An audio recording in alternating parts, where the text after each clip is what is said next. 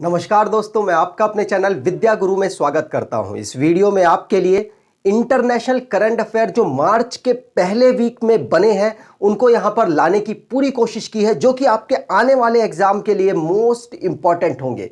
यहां पर हम स्पोर्ट्स संबंधित करंट अफेयर की भी बात करेंगे, साथ साथ लेटेस्ट अपॉइंटमेंट जो भी पहले वीक में मार्च में हुए हैं उसकी यहां पर हमने बात की है, और साथ साथ मिसलेनियस क्वेश्चन जिनको हम किसी कैटेगरी में नहीं डाल सकते वो क्वेश्चंस भी करंट अफेयर के जो पहले वीक से बने हैं उनको यहां पर डिस्कस करेंगे। सारे क्वेश्चंस को हम यहां पर डिटेल में प्लस स्टैटिक फैक्ट को जानते हुए आगे बढ़ेंगे। अगर आप इस चैनल पर पहली बार आए हो तो आपसे अनुरोध है चैनल को सब्सक्राइब कर लीजिएगा। वीडियो अच्छी लगे तो वीडियो लाइक करके जरूर जाइएगा। चलिए स्टार्ट करते हैं। सबसे पहले बात होगी इंटरनेशनल करंट अफेयर की। जो भी इंटरनेशनली करंट अफेयर बना है उसकी यहां पर हम चर्चाएं करने वाले हैं। तो पहला क्वेश्चन है स्विस इंटरनेशनल एयरलाइंस। इसकी इंफॉर्मेशन क्या ही है कि यह पहली दुनिया की एक एयरलाइन बन गई है जो कि सोलर एविएशन फ्यूल को यूज करेगी। सोलर एविएशन फ्यूल को यूज करने वाली दुनिया की पहली इंटरनेशनल एयरलाइंस पूछा जा सकता है तो आपको याद रखना है स्विस इंटरनेशनल एयरलाइंस इसका नाम है, और ये स्विट्जरलैंड की एक एयरलाइन कंपनी है। आपको ये बात ध्यान रखनी है, नाम से भी पता चल रहा होगा। लेकिन मैं आपको बता दूं इसका एक टारगेट है। टारगेट के लिए मैंने अपने आप को शिफ्ट किया है ऊपर की तरफ।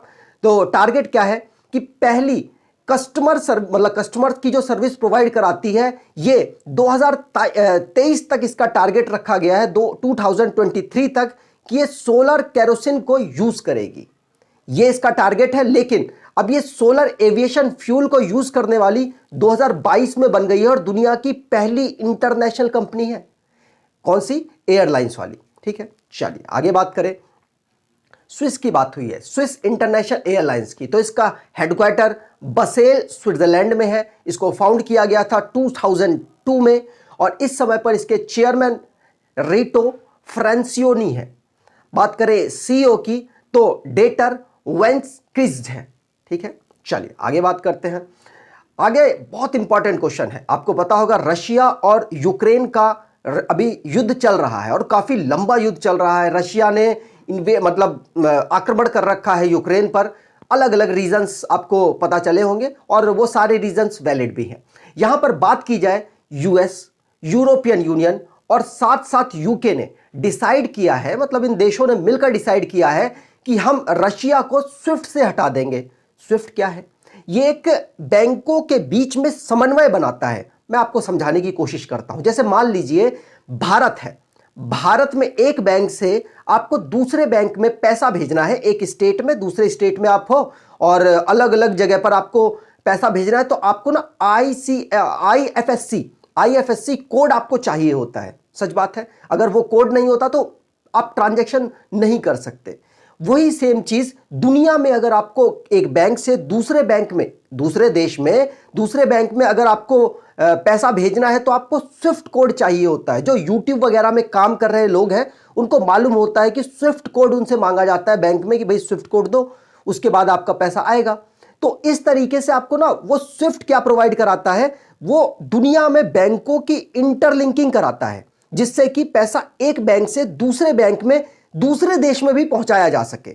तो स्विफ्ट से ये करा गया है इन तीनों ऑर्गेनाइजेशन के द्वारा, मतलब तीनों, दो देश और एक ऑर्गेनाइजेशन है, इनके द्वारा यह किया गया है कि रशिया को हटा दिया गया है, एलिमिनेट कर दिया गया है स्विफ्ट से। मतलब रशिया के जो बैंक हैं अब वो स्विफ्ट का यूज नहीं कर पाएंगे, जिससे कि बाधाएं आएंगी कि जो रशिया में दुनिया से पैसा आना या जाना है वो कर नहीं पाएंगे। इससे इनको फाइनेंशियली काफी ज्यादा झटका लगेगा। यही सोचकर यूएस, यूरोपियन यूनियन और साथ साथ यूके ने मिलकर ये किया है। मतलब यूरोपियन यूनियन का ही आपको पता होगा कि ये पूरा रचनाएं हैं और ये कर रहा है रशिया पर। रशिया आपको पता होगा यूरोप का सबसे बड़ा देश है, ये भी आपको जान के रखना है। मॉस्को इसकी कैपिटल है, और व्लादिमीर पुतिन, जो कि शायद इस वक्त बच्चा उनका नाम जान चुका होगा कि बहुत ज्यादा चर्चाएं उनकी हो रही हैं। यहां पर बात की जाए तो स्विफ्ट मैंने बताने की आपको कोशिश की है क्या है ये। तो यहां पर बात की जाए, इससे पहले कभी किया गया है किसी देश को? बिल्कुल किया गया है। ईरान को स्विफ्ट से 2014 में हटा दिया गया था। क्यों हटा दिया गया था? क्योंकि उन्होंने न्यूक्लियर प्रोग्राम को अपने यहां पर एक्टिव रखा। ठीक है, ये यूएस का किया धरा है। आगे बात करें तो यहां पर बात हुई है स्विफ्ट की। स्विफ्ट की फुल फॉर्म क्या है? Society for world wide inter bank financial telecommunication. मतलब दुनिया में जो बैंक है उनके बीच में इंटर कनेक्शन किया जाएगा फाइनेंशियल टेलीकम्युनिकेशन के, मतलब पैसों का आदान प्रदान के लिए। ठीक है, ये फुल फॉर्म भी इसी तरीके से बनाई गई है। स्विफ्ट को याद रखना है, फुल फॉर्म भी याद रखनी है, बहुत ज्यादा चर्चित है इसलिए पूछी जा सकती है। बात की जाए, इसको फाउंड किया गया था 1973 में, बेल्जियम इसका हेडक्वार्टर है, याद रखना है, पूछा जा सकता है। सीईओ इसके जेवियर पेरेज ताशो हैं और चेयरमैन जबर शाह है।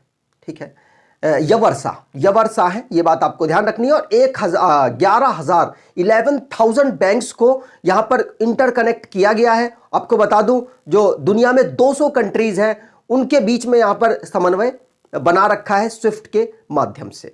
आगे बात करें, मोस्ट इंपॉर्टेंट क्वेश्चन आपको बताया गया है पीछे, याद रखिएगा, पूछा जा सकता है।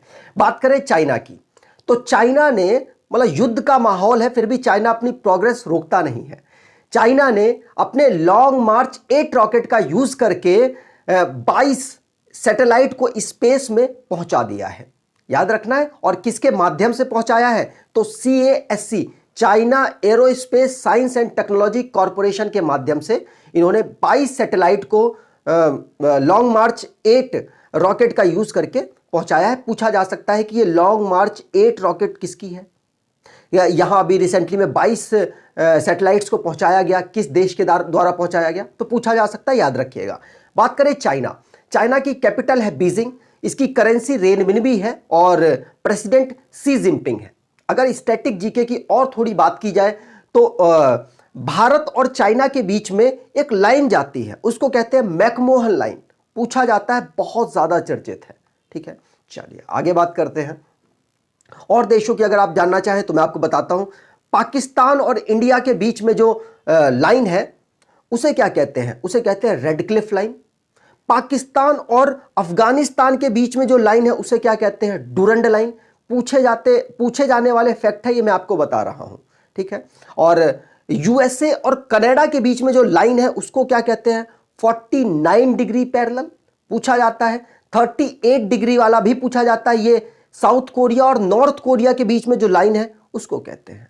ठीक है, चलिए आगे बात करते हैं। अगला क्वेश्चन है, जापान और इंडिया ने अभी एक अपना रिन्यू किया है बाइलेटरल स्वैप अरेंजमेंट। क्या होता है ये? मैं आपको बता दूं, जापान की बैंक और भारत की रिजर्व बैंक, जापान की बैंक ऑफ जापान और भारत की जो रिजर्व बैंक है, इसने 2018 में आपस में साइन किया है कि हम 75 बिलियन US डॉलर का स्वैप कर सकते हैं। मतलब अपनी करेंसी में स्वैप किया जा सकता है 75 बिलियन US डॉलर का, जिससे कि अगर मान लीजिए कोई कभी प्रॉब्लम होती है तो आराम से ये पैसों का आदान प्रदान अपनी करेंसी में कर सकते हैं। ठीक है, ये अभी रिन्यू किया गया है तो चर्चा रही है, तो याद रखना है 2018 में ये साइन हुआ था भारत के जो रिजर्व बैंक है और बैंक ऑफ जापान के बीच में। ठीक है, पूछा जा सकता है, याद रखिएगा।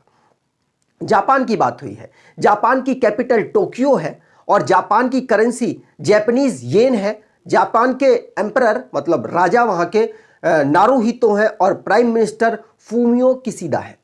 याद रखिएगा, सारे फैक्ट मोस्ट इंपॉर्टेंट मैं आपको बताने की यहां पर कोशिश कर रहा हूं। बात की जाए, व्लादिमीर पुतिन बहुत ज्यादा इस वक्त फेमस हो रखे हैं और इन्होंने जो जो कारनामे कर रहे हैं जिसकी वजह से और ज्यादा ये फेमस हो रहे हैं। दुनिया में युद्ध कहीं ना कहीं कहा जा रहा है इन्हीं की देन है, लेकिन बहुत सारे रीजन होते हैं युद्ध के लिए। यहां पर बात की जाए, इंटरनेशनल ओलंपिक कमेटी दुनिया में ओलंपिक को ऑर्गेनाइज कराने वाली एक कमेटी है। इसको बनाया गया था 1894 में। थॉमस बाच इसके प्रेसिडेंट है। लुसाने स्विट्जरलैंड में इसका हेडक्वार्टर है। लेकिन चर्चाओं में क्यों रहा? चर्चा में इसलिए रहा क्योंकि इंटरनेशनल ओलंपिक कमेटी ने जो अपना ऑनर था, टॉप ओलंपिक ऑनर, वो पुतिन से विड्रॉ कर लिया है। पुतिन जी को दिया था एक जमाने में, अब उनसे ले लिया गया है। पूछा जा सकता है, रशिया के प्रेसिडेंट है व्लादिमीर पुतिन।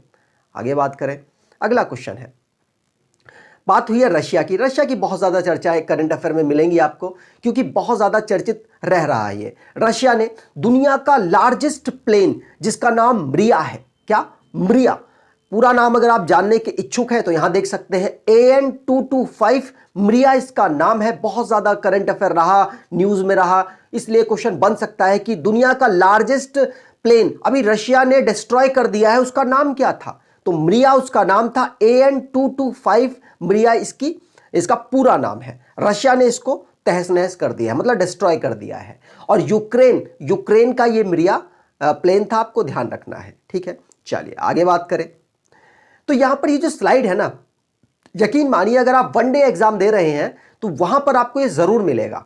इस स्लाइड से एक क्वेश्चन जरूर आपको मुझे लगता है मिलना चाहिए। और कौन कौन से नाम मिल सकते हैं? तो देखिए, प्रेसिडेंट हो गए जो यूक्रेन के, ये मिल सकते हैं। और साथ साथ कैपिटल हो गई यूक्रेन की, ये मिल सकती है। और कैपिटल जो रशिया की वो तो सब जानते ही हैं, मैं बताता हूं क्या क्या इसमें लिखा हुआ है। रशिया की जो कैपिटल है वो मॉस्को है। रशिया के प्रेसिडेंट व्लादिमीर पुतिन है। प्राइम मिनिस्टर मिखाइल मिशुस्तिन है। और करेंसी इनकी रशियन रूबल है। बात की जाए यूक्रेन की, तो यूक्रेन की कैपिटल कीव है। आई थिंक सब जान चुके होंगे क्योंकि कीव पर ही अटैक किया जा रहा है रशिया के द्वारा और बहुत ज़्यादा न्यूज़ में ये चल भी रहा है। बात की जाए यहाँ के प्रेसिडेंट की, व्लादिमीर ज़ेलेंस्की हैं। नाम आपने इनका सुन लिया होगा, बहुत ज़्यादा फेसबुक ट्विटर में दिख भी रहे होंगे आपको। यहाँ के प्राइम मिनिस्टर ज़्यादा चर्चित नहीं है, ज़्यादा चर्चा इनकी नहीं भी हो रही है, इसलिए इनका नाम भी मोस्ट इंपॉर्टेंट हो जाता है। डेनिस शुमाहेल है।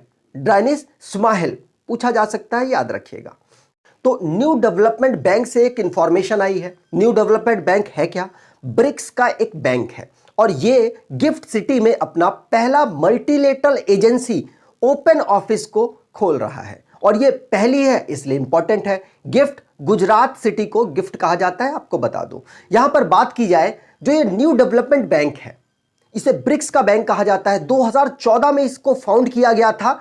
ब्रिक्स 5 देशों का समूह है, इसके बारे में अभी बताता हूं आपको। न्यू डेवलपमेंट बैंक की बात की जाए तो इसके प्रेसिडेंट मार्कोस प्राडोस ट्रोइंजो हैं और इसका हेडक्वार्टर संघाई चाइना में है। बात हुई है ब्रिक्स की, तो ब्रिक्स 5 देशों का एक समूह है। वैसे स्टार्टिंग में जब ये 2006 में डेवलप हुआ था तो उस टाइम पर ये सिर्फ 4 देशों का समूह था। कौन कौन से? उस टाइम पर स्टार्टिंग का से ब्रिक था, एस नहीं था। एस का मतलब साउथ अफ्रीका नहीं था, बी का मतलब ब्राजील, आर का मतलब रशिया, आई का मतलब इंडिया और सी का मतलब चाइना। इन 4 देशों ने ब्रिक्स की स्थापना की थी। लेकिन 2010 में साउथ अफ्रीका के जुड़ने के बाद ये ब्रिक्स बन गया और इसमें साउथ अफ्रीका जुड़ा तो ब्रिक्स इसको कहा गया। मैंने आपको देश बता ही दिए। 2010 में साउथ अफ्रीका जुड़ा था, ये आपको ध्यान रखना है, पूछा जाता है, बहुत बार पूछा भी गया है। और 2014 में इन्होंने अपने एक बैंक की स्थापना की जिसका हेडक्वार्टर संघाई में, और 2014 में उसका नाम रखा गया न्यू डेवलपमेंट बैंक।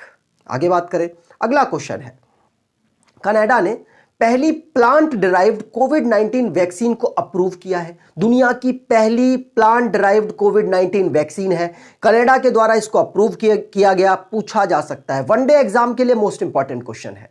बात की जाए कनाडा दुनिया में सबसे बड़ी कोस्टल लाइन बनाने वाला देश है। पूछा जाता है, मैंने बताया भी है, आपको ध्यान रखना है। यहां पर बात की जाए, जो पहली प्लांट ड्राइव्ड कोविड-19 वैक्सीन है इसको मेडिकागो इंक्रीमेंट के द्वारा बनाया गया। ये जो मेडिकल से रिलेटेड एक कंपनी है उसके द्वारा इसको डेवलप किया गया है। बात की जाए कनाडा की कैपिटल, तो कनाडा की कैपिटल ओटावा है और रिसेंटली में यहां पर क्या रहा है, यहां पर इमरजेंसी लगाई गई है और फर्स्ट टाइम लगाई गई है, तो यह भी याद रखना है, पूछा जा सकता है।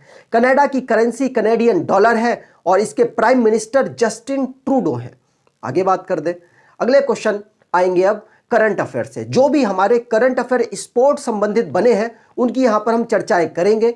जैसे पहला क्वेश्चन मोस्ट इंपॉर्टेंट बन जाता है, मिताली राज जी।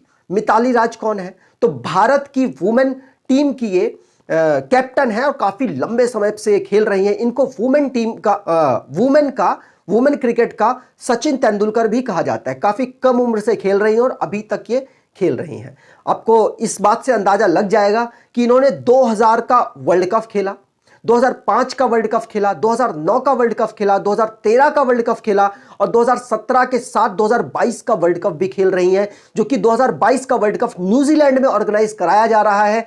और इसको खेलने के साथ ही ये दुनिया में सबसे ज्यादा वर्ल्ड कप खेलने वाले पर्सन में इंक्लूड हो चुकी हैं। ये 6 वर्ल्ड कप खेलने वाली पहली महिला बन चुकी हैं और साथ साथ आपको बता दूं ये दुनिया में तीसरी ऐसी प्लेयर है जो कि 6 वर्ल्ड कप क्रिकेट में खेल रही हैं। इससे पहले कौन कौन से हैं? तो सचिन तेंदुलकर, आप जानते हैं कि मास्टर ब्लास्टर सचिन तेंदुलकर ये 6 वर्ल्ड कप खेल चुके हैं और साथ साथ जावेद मियांदाद जो कि ये भी 6 वर्ल्ड कप खेल चुके हैं। मिताली राज ऐसी वुमेन बन चुकी है जो कि पहली वुमेन में और पूरे क्रिकेट के इतिहास में तीसरी पर्सन है। ठीक है, चलिए आगे बात कर लें। तो भारत में क्रिकेट को कंट्रोल करने वाली बॉडी है BCCI, board of control for cricket in India. अब इसके बारे में थोड़ा सा जान लेते हैं। इसको बनाया गया था, इस बॉडी को बनाया गया था 1928 में। मुंबई इसका हेडक्वार्टर है। इस समय पर प्रेसिडेंट सौरव गांगुली हैं, वाइस प्रेसिडेंट राजीव शुक्ला और सेक्रेटरी जय शाह है। मेंस कोच राहुल द्रविड़ है जिनको द वॉल के नाम से भी जाना जाता है। वुमेन्स कोच रमेश पवार है।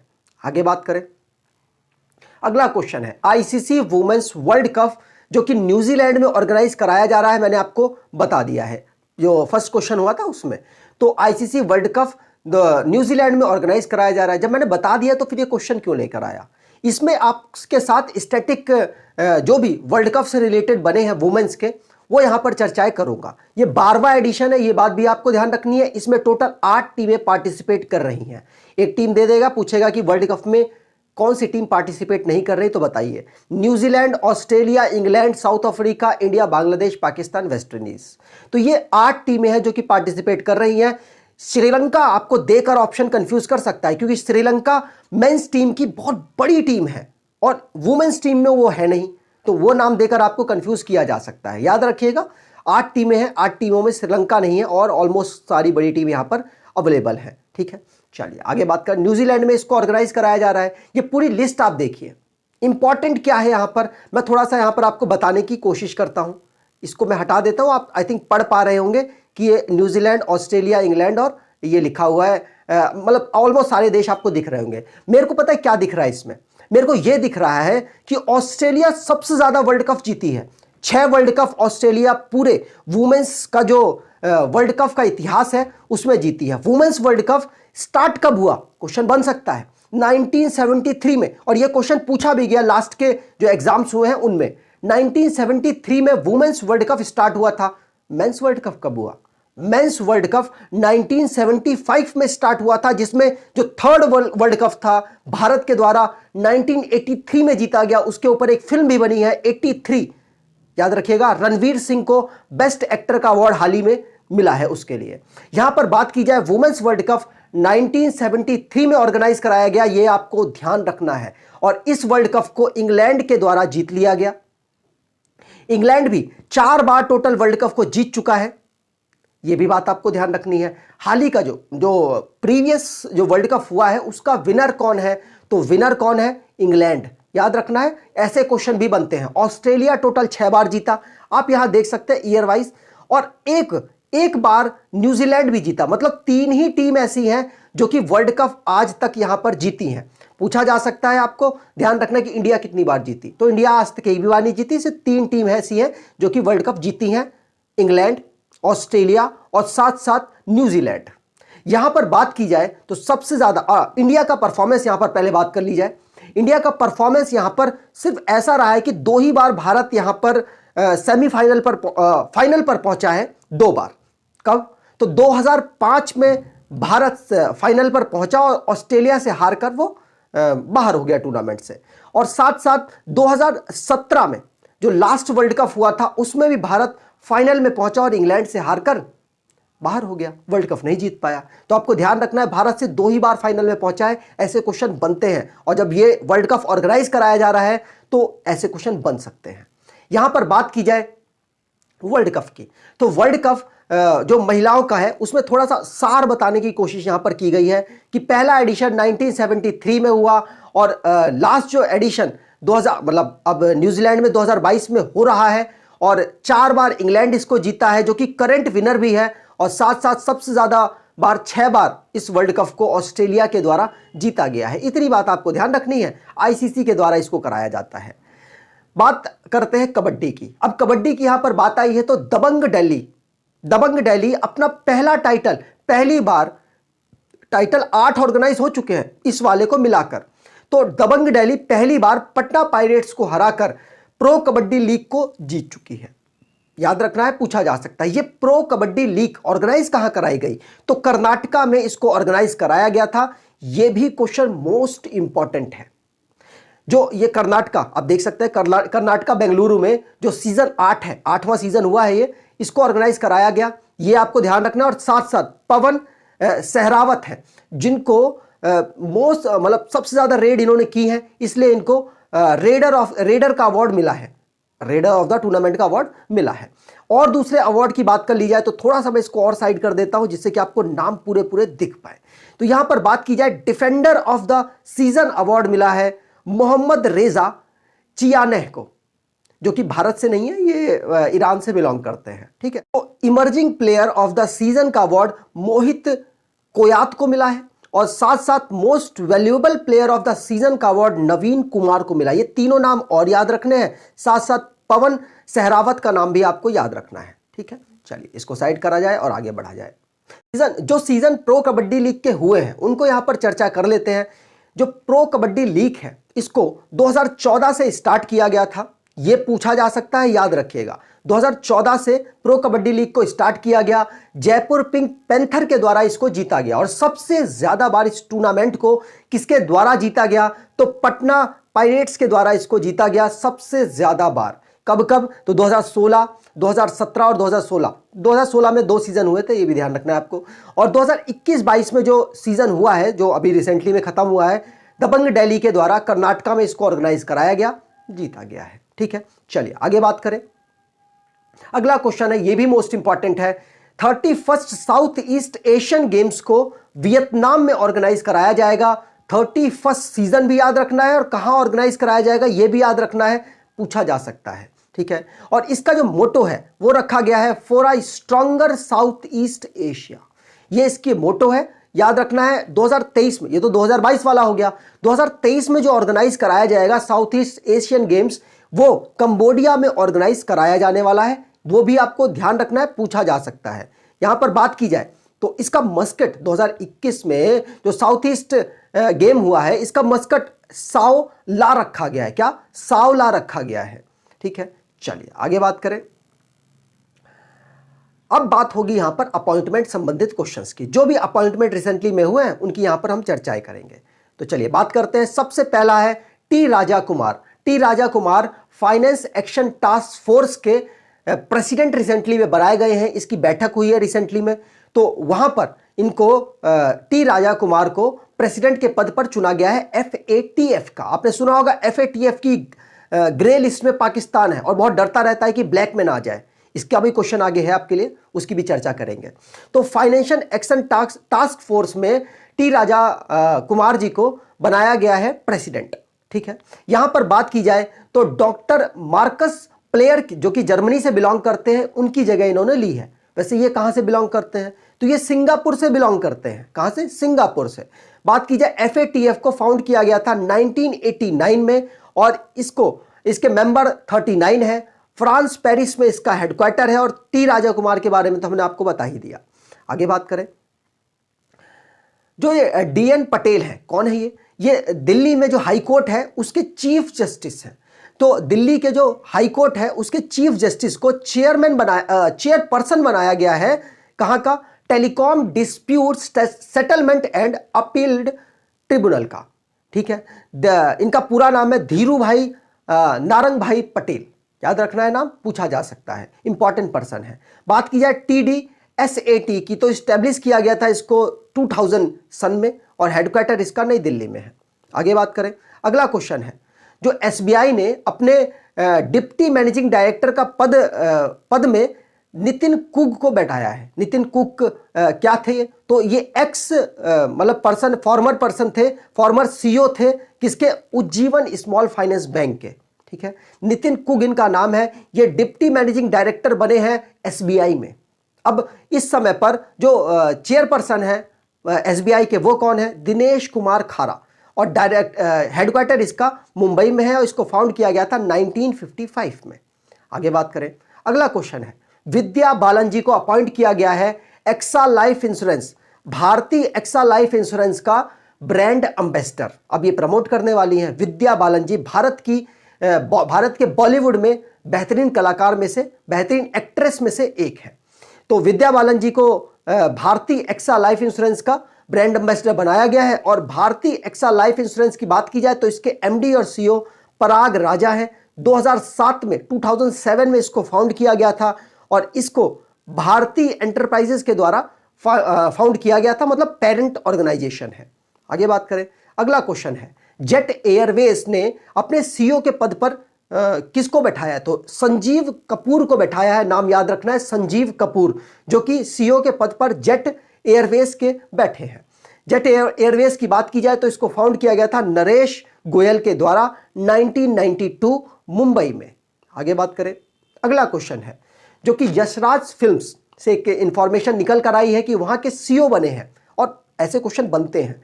तो यशराज जो फिल्म्स है वो बॉलीवुड में काफी बड़ा नाम है, काफी बड़ा प्रोडक्शन हाउस है।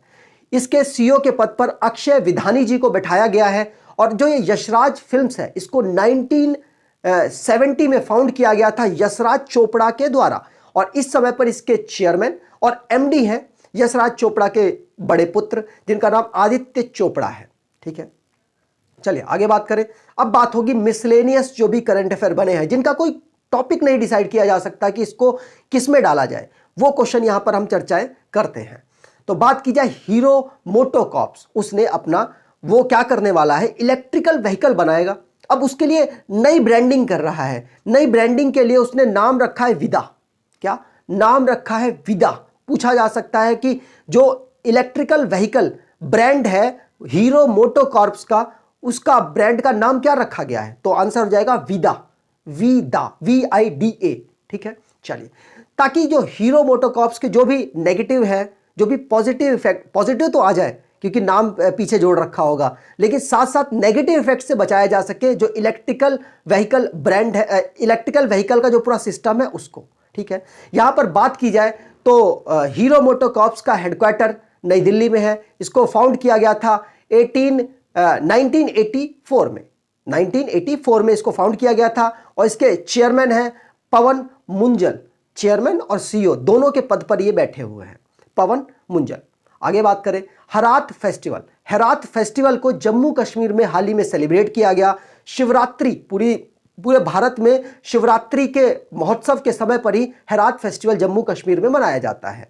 वहाँ के जो पंडित लोग हैं वो इसको कश्मीरी पंडित जिनको हम कहते हैं, वो वहाँ पर इस फेस्टिवल को सेलिब्रेट करते हैं। ठीक है, याद रखना है। आगे बात करें, अगला क्वेश्चन है उज्जैन, जो कि मध्य प्रदेश में पड़ता है। उज्जैन ने शिवरात्रि के समय पर सबसे ज्यादा दीप जलाकर गिनीज रिकॉर्ड दर्ज किया है और उनका नाम वहां पर दर्ज किया गया है गिनीज वर्ल्ड रिकॉर्ड में। तो 11.71 लाख मतलब 11.71 लाख दिया को प्रज्वलित करके उज्जैन, जो कि मध्य प्रदेश का एक सिटी है, उसने गिनीज रिकॉर्ड दर्ज किया है। जिस सर्टिफिकेट को, जिस अवार्ड को कह लीजिए, मध्य प्रदेश के जो चीफ मिनिस्टर है इस समय पर शिवराज सिंह चौहान के द्वारा एक्सेप्ट किया गया, मतलब लिया गया। ठीक है, तो शिवरात्रि शिव ज्योति अर्पणा महोत्सव के समय पर ऐसा कार्य किया गया था और 10 मिनट तक इसको जलाकर रखा गया। आगे बात करें तो पहली smart managed EV charging station को कमीशन किया गया BSES के द्वारा। ये दिल्ली में इन्होंने एस्टेब्लिश किया है। यहां पर बात की जाए तो रिलायंस इंफ्रास्ट्रक्चर की एक सब्सिडरी है BSES, यमुना पावर लिमिटेड। ठीक है, इसके द्वारा BSES ने कमीशन किया है दिल्ली में smart managed EV charging station, जिससे इलेक्ट्रिकल व्हीकल्स को चार्ज किया जाएगा। ठीक है, चलिए आगे बात करें। अगला क्वेश्चन, अगर आपको ये वीडियो अच्छी लगी है, इंफॉर्मेटिव वीडियो लगी है, तो आपसे अनुरोध है वीडियो को लाइक कर दीजिएगा, चैनल को सब्सक्राइब कर लीजिएगा और एटलीस्ट अपने कुछ दोस्तों तक वीडियो को शेयर जरूर कीजिएगा। धन्यवाद।